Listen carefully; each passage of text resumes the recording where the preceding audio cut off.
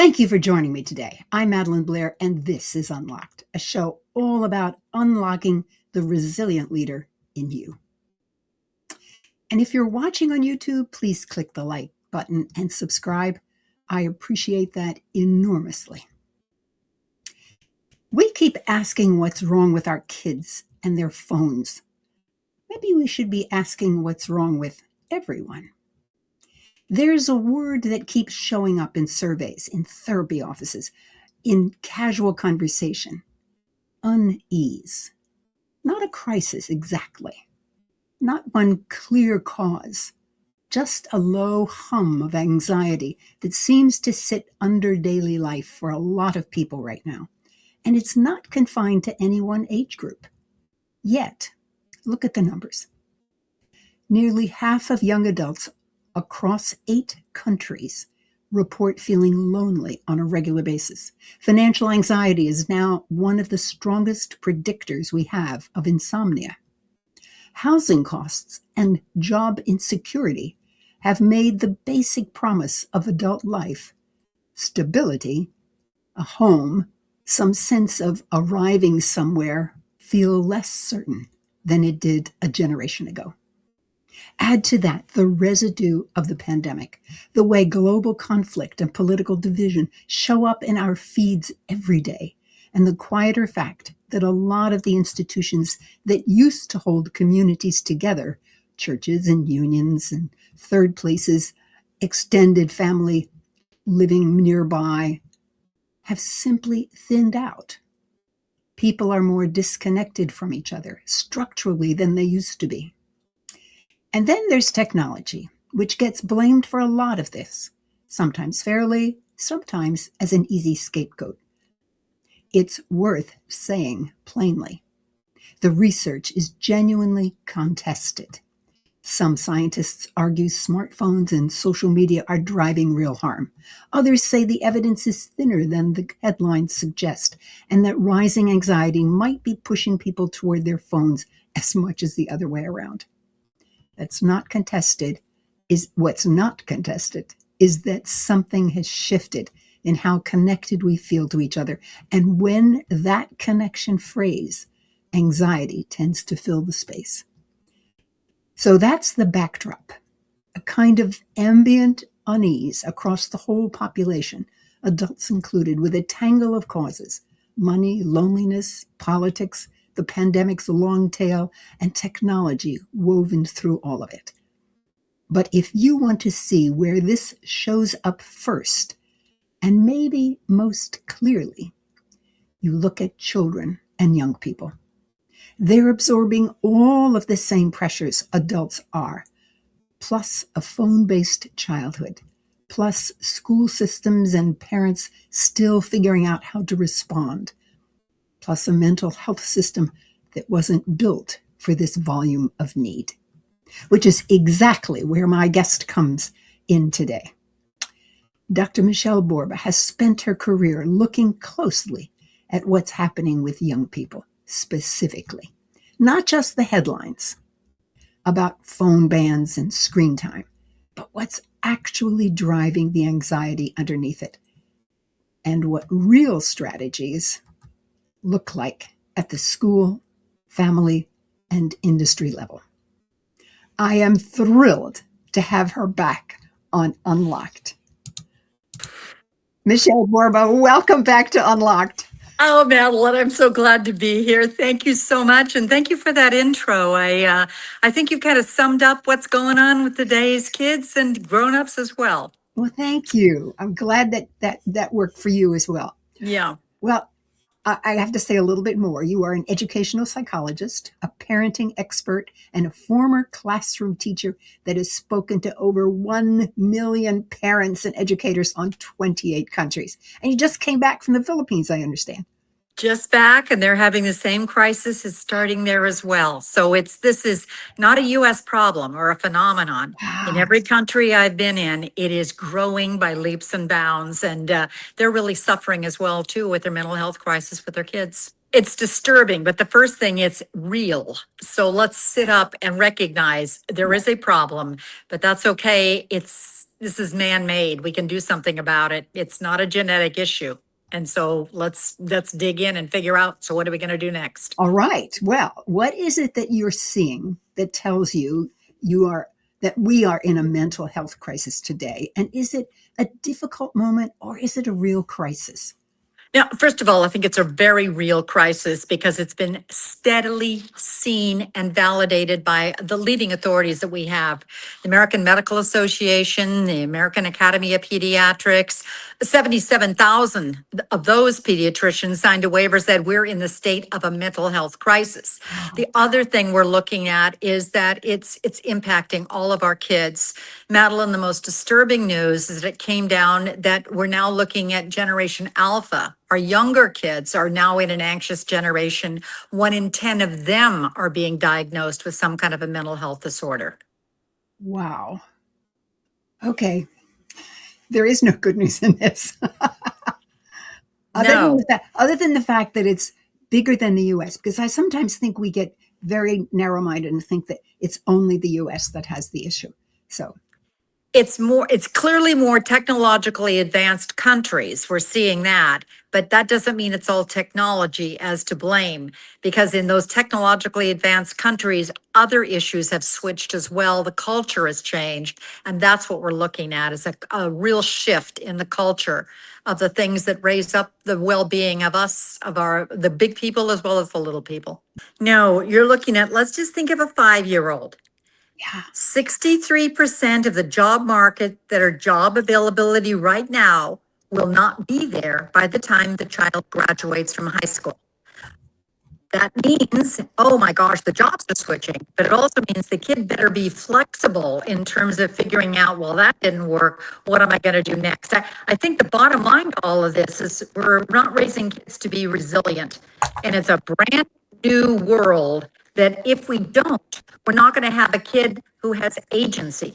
And agency or self-efficacy of I got it, I'm moving ahead, I think is the critical variable that's going to help our kids survive whatever comes their way. Wow. Well, let's focus on the young people and the children. Many people are working to reduce this. This situation. Schools make students put their phones away. There are apps to help monitor what children have access to. All that sort of thing is happening. And there are even new organizations focusing on the problems, such as the Anxious Generation Movement. Is this situation improving? Let's just start there. Well, first of all, some schools are doing digitally devices that are exempted. So it's not all. So it's hard to measure what kind of impact we're getting because it's not everyone doing the same thing. Even if the school bans it, are they banning it at home? Are they reducing it in terms of the family situation? So it's that alone says something's going on. It's certainly a first right step, because I think it's a conundrum of look at it, 4 boxes and the kid right in the middle. The first, digital screening, is really making an impact. Our kids are looking down, not up. There goes facial recognition, there goes emotional intelligence, there goes loneliness. The second thing is the culture has shifted, meaning parenting. It's far more, now it's called certain parenting, where they do everything they can to help their kids not have to deal with uncertainty. And there goes resilience, because you have to be able to be flexible to doing that. Too much snow plowing, too much rescuing, that makes a difference. The third thing is it's more of an academic push, far more of an academic frenzy. And a lot of our kids are feeling never enough as a result of it. And then you look at the other thing, it's a doom and gloom world. Kids will say they're scared to death of what's going to happen in their future. May it be climate change, may it be guns and school safety, it's all the above. But the other thing is many of our teens are saying they're scared to death about, are they going to get a job, because the job market is shifting so quickly. So you look at all of that, the walls on all 4 of those elements are closing in, the poor kids trapped in the middle. And in the meantime, we're not giving them coping strategies in order to get out. Before we proceed, I want to go back. One of your items had to do with the academic, and I didn't quite understand what you said there. It's academic frenzy. It's all about the grades, the tests, the rank, the Thank you. score. And I'm seeing more and more kids when I was interviewing them, which I do each time. I do dozens and dozens of focus groups. What they're telling me is they just don't have time. They want to get the scholarship. They want to do well. And so when you look at their schedule, sure, they have all the academic pressure, and then they go home and it's still more academic activities or could be sports. And so a lot of them are sleep deprived. We know that for a longest time, but sleep deprivation is going to also boost up the anxiety because now they're doing homework when they get home as well. Wow. It just gets worse Yeah. and worse. Okay, so you listed a whole series of things, which I'm not sure I remember all of them. Don't you worry. Before we talk about coping strategies, the coping strategies that we should be giving our children, I'd like to share my working definition of resilience. I think that sometimes people get concerned about what it really means. And I think if I share mine, you can adjust to how you do it as well. And then people can really see how they can apply it themselves. I developed mine after I read Viktor Frankl's statement that between stimulus and response, there's a space. And it's in that space lies our power to choose our response. And in our response lies our growth and our freedom. Now, to me, that space is where resilience lies, because you have to make a choice, and that takes energy, and that's where resilience builds. Moreover, think of that second sentence of Frankel's: the choice is where our growth and our freedom lie. My work in preparing you for when you have to make the choice, but it's in the choosing that we open ourselves to growing even more resilient, and the freedom that growth affords us. So, Michele, I love your perspectives on that. And then let's get into those coping strategies. Well, Madeline, once again, we're exactly on the same page because that's what resilience is. First, it's a learnability factor. It's not genetic, not something you're born with. It's something that you can acquire. And second, I think one of the keys to resilience is realizing that choice, that when that challenge comes, it's which way you choose to move is really what's going to make the difference. And once we have, I call them the ABCs, you realize that you have the ability to handle the adversity, that you're a little bit more adaptable, that you have a belief set that says, I got this. And see, as you have the confidence in order to cope, you can move forward any way you choose to go. I love that. ABC. ABCs, it's the new reskilling. And, I think our kids and all of us have done real well in the education system as it goes. But this is a whole different set of ABCs that we may be forgetting to weave into our daily living with even ourselves as an adult or helping our children acquire. Okay. So what is that first area that you want to work on? The first one is confidence. And it's not self-esteem of getting yourself a trophy and a gold star for breathing, but it really is an inner recognition of who I am and what I can do and what I can contribute to the world. And I think as parents, that's one of the greatest gifts we can give our children, is to watch them and figure out what their natural strengths are, not what we want them to be, but who they are. And oh my gosh, Madeline, the long-term benefits of that are not only does it help you in order to realize that when that challenge comes, you can cope with it. But second of all, well, good old University of Chicago studies would tell us you're actually going to be more happy in life because you really can go the yards and flow when you're doing things that you really feel that you're good at and you can contribute for. So we got to help our kids realize this is the strengths that you possess. It may take you getting an index card and just watching your kid a little closer or yourself a little closer and journal it. Yes. And what you're really looking for is, when are you more eager? When do you learn a little faster? When are you a little more tenacious? When do you enjoy what you're doing? And once you figure those out, make sure you carve in the time during the day to be able to go to those strength areas. Oh, fabulous. As you're talking, I'm thinking about how I often work with people. And my graduate students are always on my mind because they're, Sure. they're young adults, and I work with ones that are probably in their late 20s, early 30s. And I find that, yes, they're eager and ready to go, but they don't even know all their strengths. And so Oh, often I will watch them and say, and I'll just do it quietly. I'll say, when you were presenting, everyone was listening raptly to what you had to say. You have a real presence. Well, you watch the student and they go, oh, well, and it and helps them. they go that way because the research also says too often we spend more time talking about their deficits. Right. Here's what you're not so good at. And Yeah. I think it's a big reason why so many of them are running on empty. They Yes. don't know what they're good at. The other thing that is just goes hand in tail with all of this is that your strengths are the areas you go to when you're not feeling so great. And if you don't know those strengths, How do you're you going to fall? have a tough time rebounding. That's right. I also,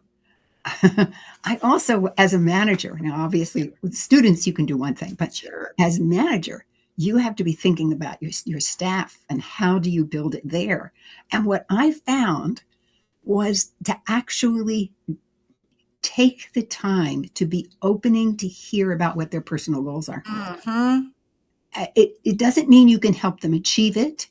It doesn't mean they have anything to do with the business, but to know that you appreciate hearing about it gives them a sense of self-confidence. That's Oh, it at least that's does. my experience. Yeah.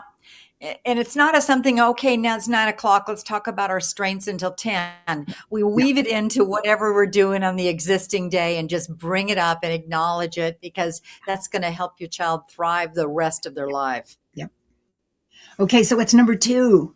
Well, number 2 is again where we dovetail hand in hand, empathy, the ability to feel with another human being or social connection. And it's absolutely critical, as you know, in today's world when we're dealing with a loneliness epidemic. And it's one of the big reasons that 1 in 5 of kids are feeling really down and hopeless and depressed. So in an AI world in particular, we've got to start adding to the plate just real life human beings. You have to bring out the play. Play has been really removed from our kids' lives. It could be when you're a teen. And I'm not talking about digital play. I'm talking about the great outdoors. I'm talking about being with a person. I'm talking about an adult having connection with one another. Do you know, Madeline, that we're also looking at that we're talking less to one another? Far more, we're looking at a downward spiral of interactions with each other. And the highest correlation, this is the old Grant study from Harvard years back, of what makes a person who has well being to be able to survive in this world, it's connection. Are we giving kids that connection? That's absolutely so essential, but finding ways to just build that in and empathy. And it starts with empathy, the ability to know the other person has a feeling. It's real tough to be able to feel with, that's empathy, not feel for, that's sympathy, but feel with the person unless you can read their emotions. And Madeline, I've got so many kids, and we're talking about very, very smart, educated 17-year-olds who say, we just can't read each other like we used to. Looking down, not up, and texting and swiping. So a simple little one on this one is intentionally start looking for feelings, intentionally start opening yourself up, intentionally say, it looks like you're frustrated, or you look like you're a little angry. And how great for the kid to say, no, I'm not, I'm just really tired. Oh, well, thank you. Now we're on the same page. Yeah. Well, as you're talking, I'm thinking there's a 2-year-old often will read emotions better. And I think it's because they don't have training to shut it down by 2, or maybe they do. I don't know. But something, and I guess it's your point that they're looking down instead of to another person. Yeah. And as a result, they don't have those words, or they don't feel comfortable with the words. Another thing we're looking at is studies that are telling us that our kids are more risk adverse. So they're afraid to open up and say it. And we've got to just create that plane or that space where, hey, it's safe here. we can talk about it. How you feeling today? Or doing feeling check-ins every day. I did in my classroom, which was one of the simplest things. And for kids who didn't feel so open, they'd Mhm. walk in and just give me a thumbs up quietly or a thumbs down, which was my clue to watch out for that kid. He needs a little bit more tender, loving care today. Oh, how nice, though, that they had a silent way to tell you. So they Yeah. could do it very, quietly to them, so that just you and he or she knew it. Very nice. Well, as you're talking, I was reminded of one of my guests who talked about grieving. And they Mhm. talked about how there was a manager who understood that one of their staff members had just lost a child, actually, which is so it's very deep grief there. And so once a month, she would check in and have lunch with this person because she knew this person's daughter and they could talk about it and just give her that time to allow her to be connected with those feelings that in the workplace you hide. Yeah. Oh, but Madeline, I love that because what you did in that grieving process is give a pathway to so you have connection. But it started with acknowledging the feeling and then you can move on. And you may be right or wrong on the feeling. The kids can let you know, but you can also wonderful, great ways to do that is watching movies like Inside Out. How do you think they're feeling? Or for Yeah. little guys, I love to take little guys and we do feeling charades of just how do you think she's feeling while you're standing in the Walmart line? Oh, like she looks really upset, Mom. Yeah, she does. What do you think? Ooh. Now, the next question is, how does she feel? What do you think she needs? Until you can finally get into, well, what could you do? So it's feels, needs, and do. What you're finally trying to do is activate. So it's not just the affect, but you're getting into the cognitive and then you're getting into the behavior. So what are you going to do about it? And that's empathy in action. Ah, that's great. That's great. Because I can tell you, as a manager, the only thing that I can do is is just what's the right word? Model Model. Well, authentically.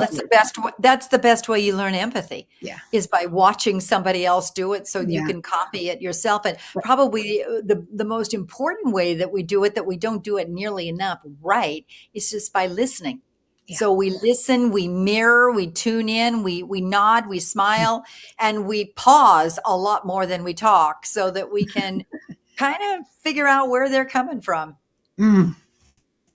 Oh, I really like this. I really feel Yeah. like there's just so much we can Yeah. do so simply. Okay, what's number 3? Well, number 3 is self-control. And that has a lot to do with all of these are going together. But empathy is absolutely glorious, but empathy will wane as stress goes up. So what happens is you dial it down. So you trying to protect yourself from burnout. What you don't want to do is keep dialing yourself down. The reason is you don't have the coping strategy. So if you can recognize those signs that tell you I'm getting a little frustrated, I'm tired, or I need to take a nap, or ooh, I'm starting to get angry. We all have unique signs. The glorious thing is to be able to identify or read your Mm. own sign, or as a parent, read your child's sign or your spouse's sign, because then the relationship can open up and you can help your child do something about it. With little ones, you're going to be the monitor. Looks like you're feeling sad or looks like you're feeling upset. With bigger kids, it can be, I noticed that right before you go to do the time test, you always go like this with your hands. Or I noticed, that it's time to do the speech. With some of my kids in my classroom, you could see them start to get really jittery. So you just start to acknowledge it. Fascinating, though, Madeline. The new research is also saying, don't say you're getting nervous. Say, looks like you're excited. If you Oh, flip it, it actually yeah. helps the child go, oh, yeah. Well, So that they physiologically, those are the same thing in the body. yeah, Yeah, I've done exactly. that. Oh, that trick I have used many years. Oh, Yeah. I'm excited. Yeah, wow. And after a while, you fake it, Yeah, you make it, then that's you're right. moving on through. But self control is absolutely essential. What we're Mhm. not doing is helping our children learn. So, what am I going to do instead? Yeah. Or what can I do once I get that stress sign? And clearly, everybody listening would know this one, but I worked on a lot of military bases, and the commanders always told me to go talk to the Navy SEALs. And every single time they'd tell me, yeah, we train and train and train, but the first thing we do is identify our signs, and we start pointing it out to each other. You're getting a little stressed. The next thing we do is take a slow, deep breath, but it's got to be really deep, like you're riding up an elevator. Then you hold it and slowly let it out. So your exhale is twice as long as your inhale. And you got to keep practicing that over and over again. And while you're doing it, they say we keep telling ourselves, chill out or calm down. And that's how we get through some real tough times. And I don't know anybody who gets tougher through tougher times than a Navy SEAL. But they also said, why aren't you teaching that to kids? I think they're right on the mark. Yes. Well, I want to tell you how I did it with my students. I worked with teams of students. My job was what's called the capstone. It's the final course where they are working with real companies, and I would okay. So they had to work together, right? And self-control was a part of that for sure. So I would have them set their own ground rules. And let me tell you, some of the ground rules were really strong in terms of what they meant and how they wanted to work together. But because they created the list, they did it. Yes, it's that intention. If they got it down, that goal setting really works. You know, the other thing is kind of frustrating. You got the teens, but if you're doing the little kids, they don't get the in and out. And one of the fastest ways to do that, that's just easy, is put your back to your child's back, lock arms, you breathe. And what they do is they feel your breath with your back. They get it. And then they start to be able to figure out how to do it on their own. So simple. That's wonderful. I love that. Okay, number 4. Oh, number 4 is the one that is evaporating. It's called integrity. Knowing who you are is an interesting thing that sometimes you don't equate with resilience. But the work is now telling us that if you know who you are and what you stand for, when push comes to shove, particularly for the most difficult, challenging situations that come up when you get a little older, or mid-teens and up or on up, you're going to be able to say, no, not this, but that. And it really helps you move forward to do right back what you were talking about in your definition of resilience. It gives you a little bit more certainty because you can equate, oh, that's who I am. Unfortunately, we don't talk about values. We don't model or just acknowledge our kids for being, that was honest. That was great. You know, I got to tell you, the most powerful, when I say powerful because it was so simple and it worked, strategy to do that, I was working with some Florida schools, and all the teachers kept saying, go interview Amy, go interview. Why? I said, because that's a kid, a teen. She's 17, has got more integrity than anybody I've ever found out. Figure out how she got that way. So I, went up, Amy, everybody's talking about your integrity. How'd you get that way? And she laughed and said, I'll never forget this, quote unquote, it was how I was raised. I said, okay, fess up. How were you raised? And she said, it happened when I was about 6. My parents called me and my 2 younger brothers into the family room. Sit down. There was marking pens and chart paper all over the floor. Dad said, we're going to talk about what kind of family we want to be remembered for. I thought that alone was such a powerful question. He said, there isn't any right or wrong answer. We're going to brainstorm. Mom's going to write down all the words and then we're going to vote. I said, how long did it take? She said, well, we ran out of room in about 3 minutes, but then we voted. I said, well, what you choose? She said, that's the funny thing, Amy said. We all chose honest. I said, oh, how'd you remember it then? Well, my dad immediately ran to the garage, made this big old placard that said, we're the honest duns, put it by the mailbox. And my mom every day from then moment on would drop us off and said, remember, we're the honest duns. They said it so much, we became it. Now, I sat there and went, how often do we do that? Say something so much or we repeat it. So we become it. And that's one of the ways that you can instill values, but it's something we've lost in our world these days. Yeah. Oh, that is a marvelous story. Absolutely marvelous. I as you're telling it, I'm thinking about not necessarily the family I grew up in, but my grandparents, because they were known in the community as being honest. Oh, I mean, and I could tell you other stories, but that's too much time for our show. But they were known as being honest, and it was amazing. They were, well, anyway. But coming well, back, yeah, but you got something else there. Three things that build up values. We know this from Samuel Olliner's amazing study of 50,000, dozens of rescuers during the Holocaust. How they become that way? It was back to their parents. And every rescuer said three things. They were the example, like your grandparents. They were the example of kindness or honest. Expectations. They expected us to be kind or honest. And then third was they gave us experiences, so we became it. wow.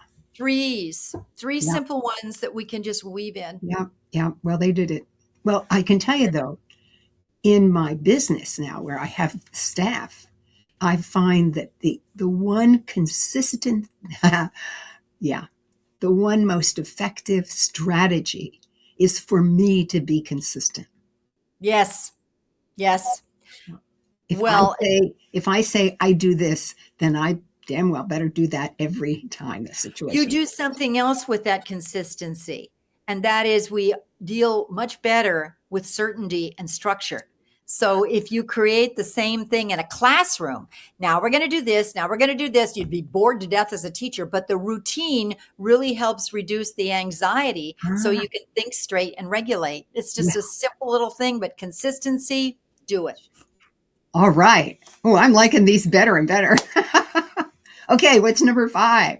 My favorite, curiosity.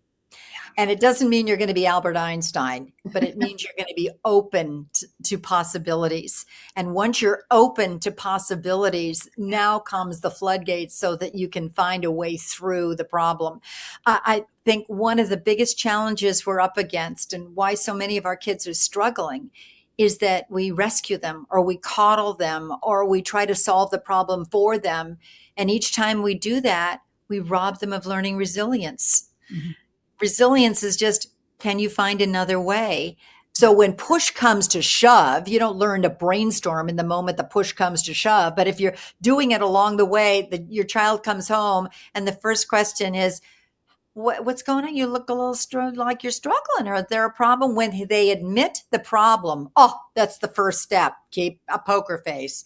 Well, what's something else you could do differently next time? Let's brainstorm. And there's no problem so great that can't be solved. You just storm your brain.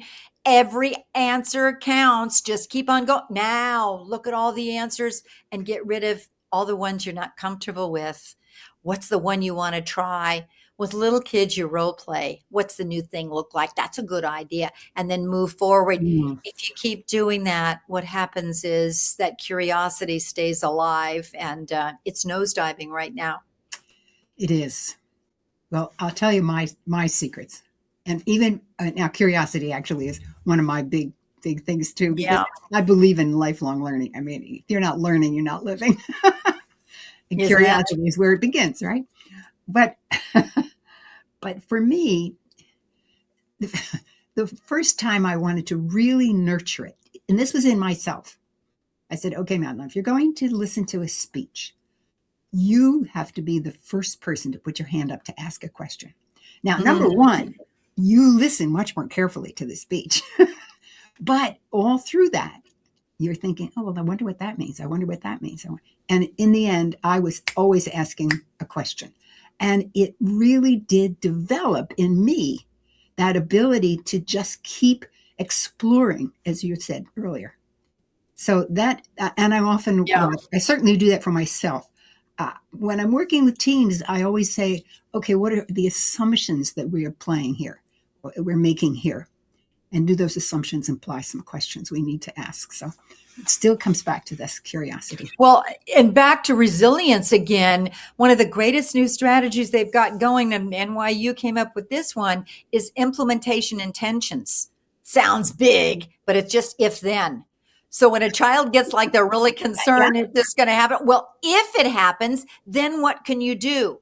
And when they think through, if I can't find my homework, then, well, I can raise my hand and ask the teacher where it was or what I can do. If you have a plan in place, a plan B, you're Nice. far more likely to move through. And That's Right. another just simple little strategy, if then. If then. Oh, all right. Well, we're up to number 6. That's the one that every parent's wishing for. Why isn't my child persevering? And frankly, that's number 6.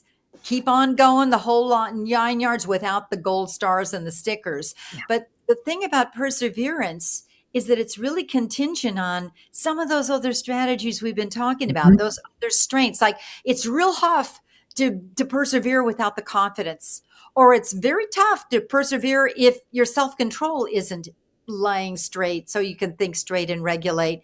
So if you're noticing that you're having problems, keep on going.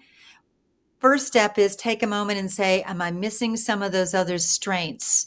And then weave those in. And the second of all, I tell kids when they get overwhelmed with, I can't do the whole thing, then you learn to chunk it. And chunk it simply means try the first problem. Oh, then the second problem, then the third problem. You chunk it, little steps along the way. The next strategy, I think, is just the gold mine. This is Carol Dweck from Stanford. Stop praising the kid for the end product, what you get or what was your score. You praise the effort. Yesterday you were here. Well, today you're here. That's chunking it. What happens is the child begins to realize, I got this. I can do it. It's all a matter of how much effort I put in. So chunking it, going for the effort are 2 ways that are glorious. Again, resilience is teachable. We've just got to keep weaving it in so that we can help our kid thrive. Now, I love that, the way you describe it, because when I'm working with a team where I want to really make sure they stay with it, I ask them to share a story about a time that they had to overcome something really hard Yes. that they thought they couldn't do and they did it. Well, you are right. They see those little pieces that allowed them to finish, to overcome, to get around, whatever it was. And it's the as you called it, it was the process. It was not the end point. Yeah, that's it. You keep on going. I got to tell you one thing. I had a piano teacher that drove me nuts, Mr. White, when I was in first grade, because he'd always make me play the entire piece until I made a mistake and then I'd have to start all over again. So what do? You just consider the failure on the mistake piece. And thank gosh, my mom hired Mrs. Thompson instead, because she had a whole different philosophy that took the stress off of me. She'd say, well, what's your little stumbler, Michele? What's the one little thing that's getting in your way? Well, let's practice that one little stumbler. I don't care where it was in the piece. We'd practice that one little stumbler until I felt confident. Now start at the beginning. The stress went. You can do that with math. You can do that with speech. You can do that with, Legos and blocks, anything. What's the stumbler? Let's weave in on that. Okay. See, you got it because your effort hang in there. Keep going step. Oh, that's a beautiful contrast of your piano teachers. I'm going to tell it to my sister. She runs a music school and teaches piano, and she's a marvelous teacher. She'll hear that story and she'll go, well, of course. It is. We forget the little things, don't we? Right. That's right. Yeah. Okay. What's that last one?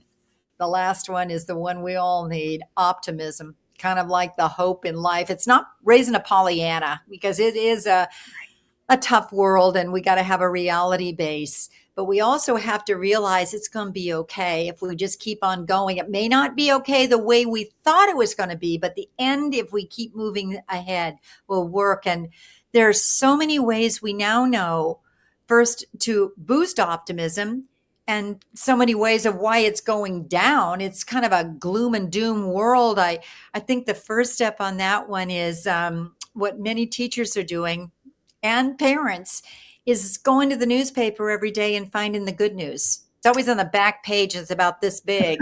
And then you cut them out and you paste them on index cards. And that can be your family each night, right before you go to bed or at dinner time. Talk about one good thing that happened in the world. Remember old George Gerber? Way back when, the psychologist was so amazing, because he said, watch out, because if you're not careful, you create a gloom and doom world by just focusing in on the bad stuff. the negative stuff, and it becomes permanent, pervasive, and personal. And after a while, you can't get through it. All those other wonderful 6 strengths that we talked about will be blocked because you don't have the hope to be able to get through. So one of that is find the good and share it with your child. Another one, I love, you talked about your grandparents, because a new study also came out that said if you talk to your children about how they're being raised in a resilient family, they're more likely to forge through. But the key that they discovered is it's not our family right now. It's think about your grandparents and your great grandparents and what they endured. And the fascinating thing is the kids began to go, oh, I guess I can go through. Yeah, you're lucky because you were raised in a resilient family, and it gives your child a sense of hope that I guess I can do it too. Once again, as you talked about that, I'm thinking of the family that I grew up in, the extended family. Sure. You know, Yeah. it was, yes, honesty was definitely a part of it, but then there are a few other characteristics, and they come through. They really do. And it makes it possible for you to do amazing things simply because you know, well, I know I've got that because so and so and so and so and so and so and so and so and so and so had that too. Yeah. They see, you can copy it. And I think the first thing is here we are talking about these 7 strengths. They've all been enormously well researched in terms of kids who have overcome the worst dire straits because they had some of those. It's a rare person that has all 7. So don't feel, oh my gosh, now what am I going to do? But I also tell people in, when my speeches, now just make a real fast little ladder, make 7 little steps, and now put those 7 in order. What do you think your own strength is? Yeah. Which ones are missing down here? And you'll begin to see if this is your strength. Like empathy is the top of maybe of your strength. You go, well, good. You're already modeling that one to your kids. Which ones do you think you're not hitting nearly enough in your family? Which ones can you add up a little more? Because these are the ones that are going to make your child world ready. These are the ones that are going to help just reduce that anxiety and open up that certainty so you can handle whatever comes your way. It's never too late, Madeline, for you and me, or if your child is 2. We've just got to weave them straight in because it's a different world. It is. And I, as you say, that even at our ages, and I'm thinking about how I work with teams, with students, with staff, and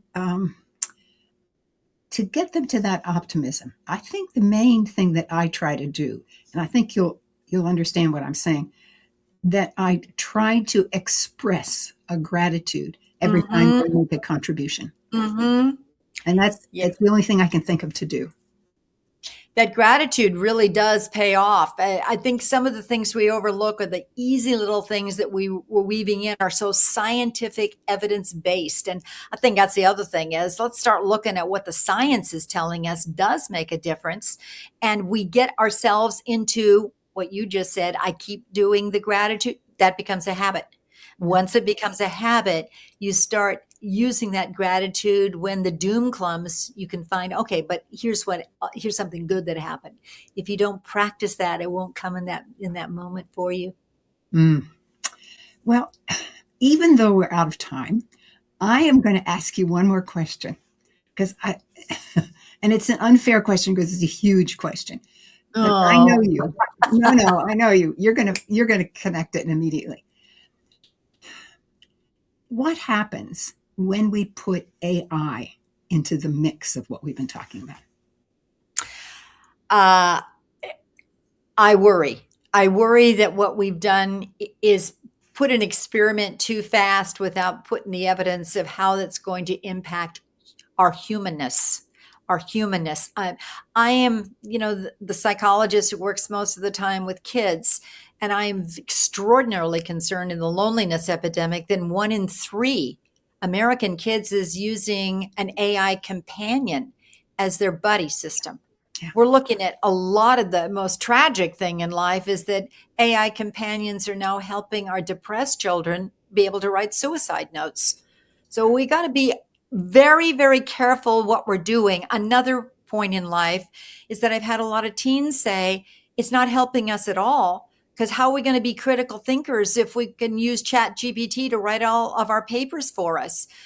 In fact, it's could be a very tragic doom and gloom world unless the best of the best, and we've got the best and the best scientists, use their empathy as they are designing any of those AI, any robot, Mm, any mechanical device. Make sure you put humanness in it. putting humanness in it. I like that. Well, those seven strengths that we talked about are all in your book called Thrivers. So I just want to encourage people Oh, that if they thank you. want to do more, get deeper into it, we've got a good Yeah, resource. oh, thank you. That was absolutely one of the most fascinating experiences of writing that book because I got to interview hundreds of kids.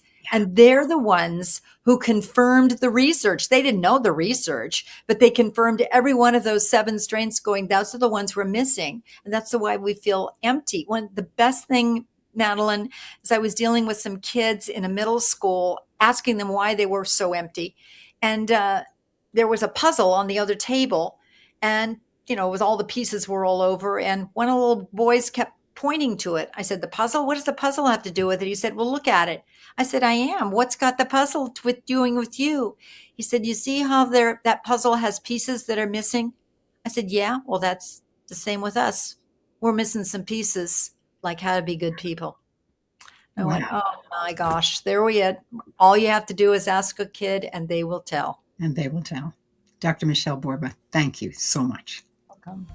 Every now and then, there is something that changes how I think about the world. Grounds for Thought is a place where I talk about these moments so that you can explore the meaning for yourself. The French newspaper Le Monde reported on Tuesday, July 21, both houses of the French Parliament approved a bill to ban social media access for children under 15. The bill passed with overwhelming majorities in both houses. Australia has also banned children younger than 16 from social media platforms. And so today there are two countries who have acted in ways that say they value their children.